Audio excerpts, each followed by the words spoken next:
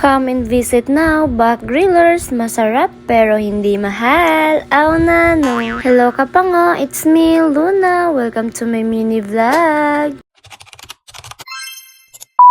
For today's video kapango, may share naman ko sa inyo nga isa kakalaan diri sa Lutod-Lutod President Roas Capiz. Located ni siya kapango in front of Domingo M. Locsin Elementary School diri sa Lutod-Lutod or sa President Rojas. So kung natandaan ninyo kapango, every time magpuli ako sa Lutod-Lutod, nagakaon gid ako diri sa Back Grillers. Balaan nyo na, favorite ni Pangong Andy Rice. Aw na no. Syempre kapango no, kung din magkado si Pango, i-share ko man sa inyo para makaduan man ninyo kag matry man ninyo ang ila diri nga Andy Rice. Makita man natin kapango, maligo ang area, comfortable gid magkaon kag may washing area man kapango. So pasensya na kung mahigko ang tiles kay nagainulan diri kapango sa Lutod-Lutod. O siya, dali na man niya punta kapango. So as usual, amon gina-order ni Dada ang pitcho nga Andy Rice for only 140 pesos.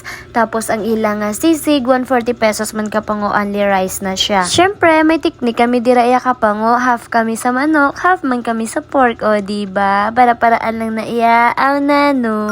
So, salamat gali sa free nga sabaw, kag sa free nga kalendar. So, madamo gid nga salamat. So, ano pa inyo nahulat kapango kadto na kamo diri sa Back Grillers, masarap pero hindi mahal. So, shout out gali kay Bruno Muto Vlog. Paki-support and follow man kapango kay makakadlaw gid kamo sa iya nga content. So, gusto ko lang magpa-thank you sa tanan nga staff sa Back Grillers. Very welcoming gid kapango. Sa pagsulod nyo pa lang, masugatan nyo na ang good morning, good afternoon, kay good evening. So, that's all for today kapango. Thank you for watching. Bye! Jesus loves you. Mwah! See you in my next mini vlog.